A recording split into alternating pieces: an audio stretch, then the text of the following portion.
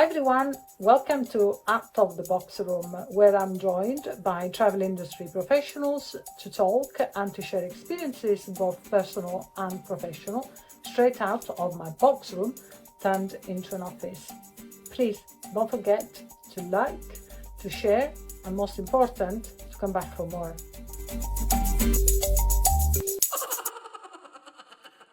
Today's guest is Sami Sanaullah, CEO and MD of Travellink.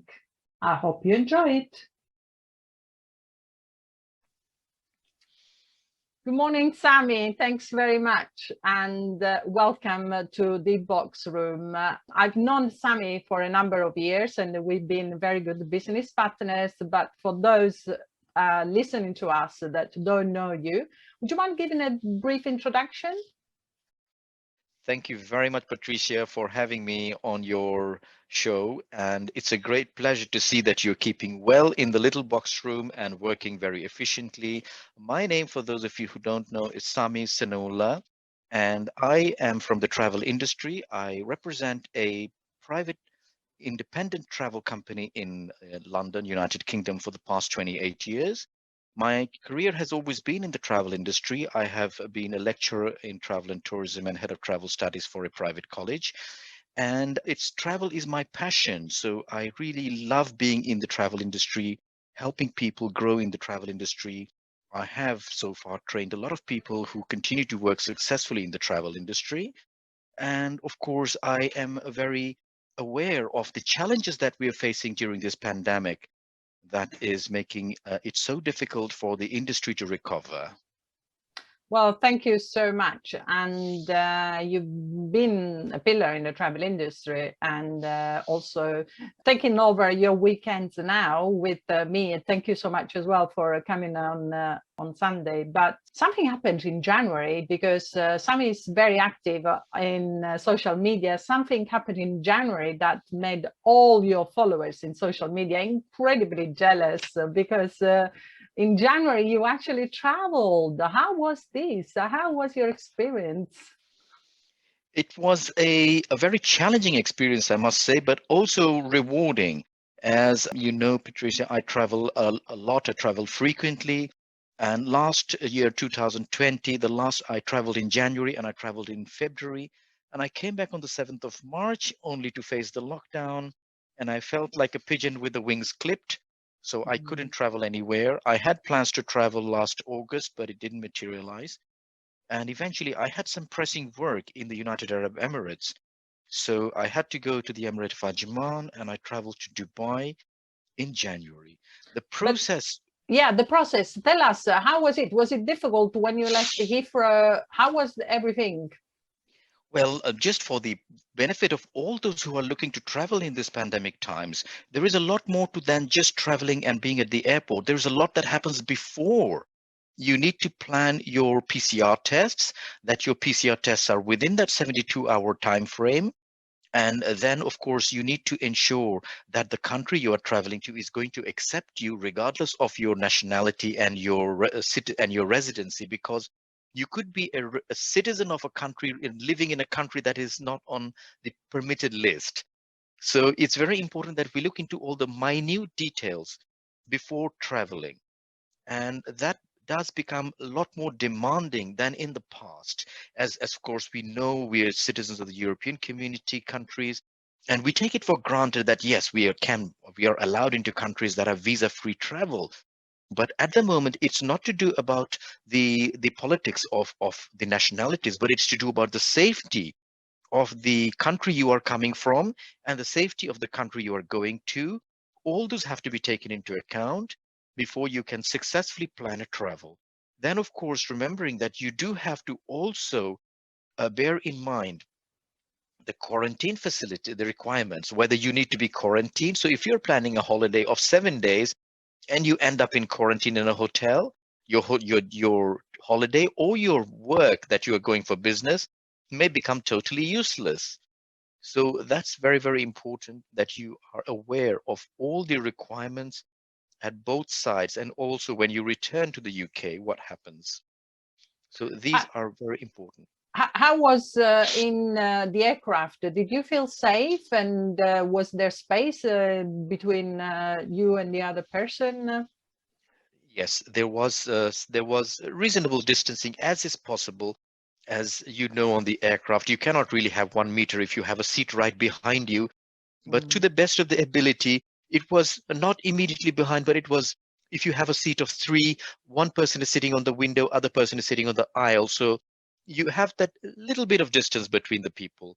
I felt very comfortable on board and very secure because of the protocols that were being followed by the cabin crew and also by the passengers. So the protocols were very strictly followed. The cabin crew were very understanding, and they were very actively attending to the people. They were wearing gloves. They were wiping down common areas, especially doors. When people are going to the restrooms, the doors were being wiped down. They were checking on the restrooms were fit for the next person. So I did really take my hats off to the cabin crew who have an extra duty on board. And as you know, 36,000 feet or 44,000 feet on the air is not an easy job, looking after so many passengers and having that extra bit of duty.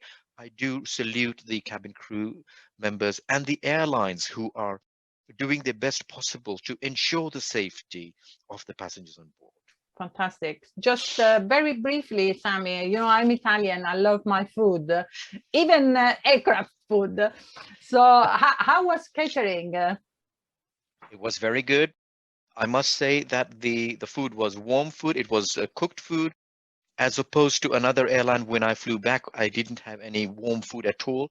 But on this airline, when I flew out, of course, one of the leading airlines from the Middle East, and the food was warm. The choice was good. There was a choice of two different. I flew in economy for a change, not having the privilege on this occasion due to the pandemic. So it was all revenue, of course. And it was good because I was able to experience what everybody, the masses follow, what the majority of the customers are experiencing. So if I was in a premium cabin, I would not have possibly understood the arrangements in economy. And the food was very good. The atmosphere was good. The conduct of the crew was also very good, remarkable.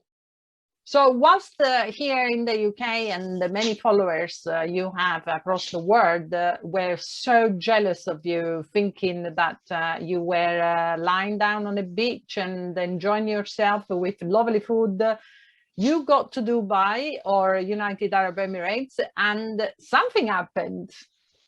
Well, I must say, in between the work that I was doing, in fact, my friend who lives in Ajman, in during this pandemic, he decided to set up a travel agency, all for the very right reasons. And of course, he wanted my assistance, and I was very happy to assist him in the whole setup process. But after the work or during the work, I would have times to actually lie down on the beach, enjoy the lovely view, the waves beating on the beach, and of course, get myself tanned a bit. But unfortunately, I was tested positive while I was out Oh, there, and I was treated with a cocktail of antiviral, antibacterial, and a lot of other drugs, and I recovered. I good. recovered, tested positive in negative in 10 days' time, and I was just able to fly back with a new pair of tickets on the 12th of February, just before the mandatory hotel quarantine started in the UK for UAE arrivals on the 14th of February. Did you manage to enjoy a little bit of the beautiful sunshine, or it was totally marred by you being so unwell? And I'm so sorry to hear that. Well, in a way, I'm glad I was tested positive in UAE rather than in UK, because they do provide the drugs, and the support was phenomenal. I Good. was placed in a separate quarantine hotel, and fortunately, I had another room with a view. The room that I was originally in had a sea view, but I was on a private beach. But at the quarantine hotel, I had a sea view beach, so I could actually enjoy the beach all day from my room and the balcony. So it wasn't too bad, and I think it helped the healing process. Being in isolation can be very daunting. And if you are infected and you are uncertain about what's going to happen, whether you are going to get cured, it can be very worrying. But I was very fortunate. in the sense, all praises to Allah that I was able to get cured, actually take it easy while I was being treated. So sorry to hear that. I'm sure recovering with a beautiful view must have been a little bit better than recovering looking at West London view of my box room. So, Sami, you're back now in the UK, and have you started in the office or you still work remotely? Our office has been shut for more than a year now. 21st of March 2020, we closed the offices. We only go there once in a while to check on equipment and check on the security and any mail that may have come in. But apart from that, the office has not been open to the public ever since. And as a responsible shareholder of the company, I go and check that things are in place. Apart from that, any work, any inquiries that come in, I take them over the phone. They're done remotely. So it's all virtual at the moment. We do have a small number of inquiries. Some of them will materialize, some of them don't materialize. But as the situation continues to be very fluid, with countries entering the red list in the United Kingdom, and the countries that our passengers would want to travel to go into lockdown, it's a situation where people are not really wanting to risk themselves at this time. So travel pretty much for the long haul at the moment for the destinations that we serve are very limited, extremely limited.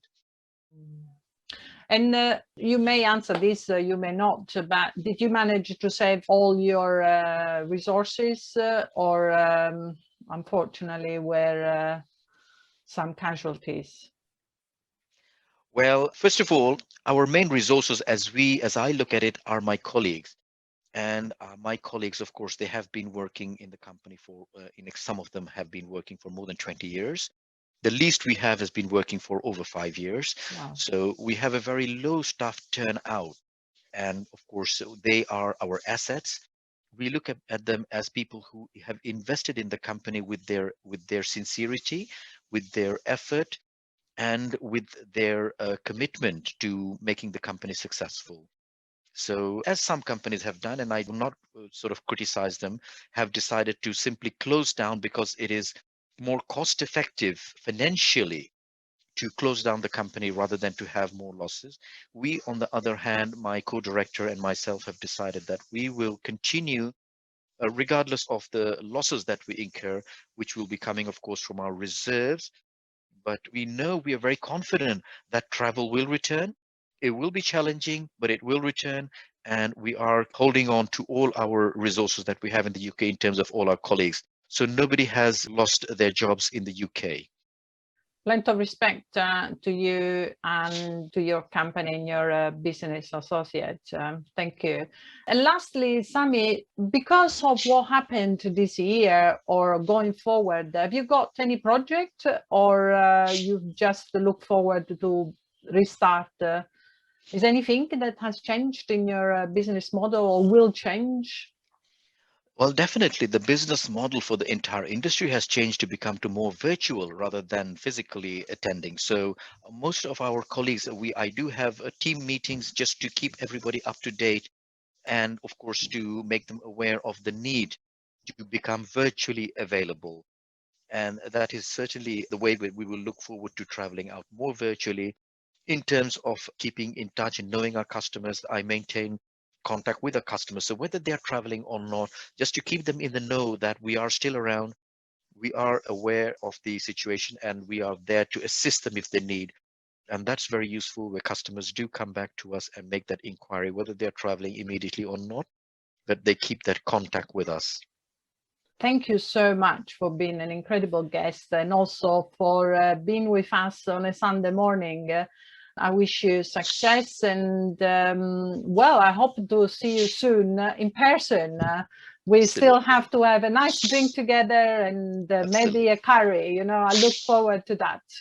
I will Thank you certainly so look much. forward to that. It is a great pleasure. Thank you, Patricia. You have a great day and a great show. Thank you so much. Enjoy your weekend. Thank you. Thank you. And you.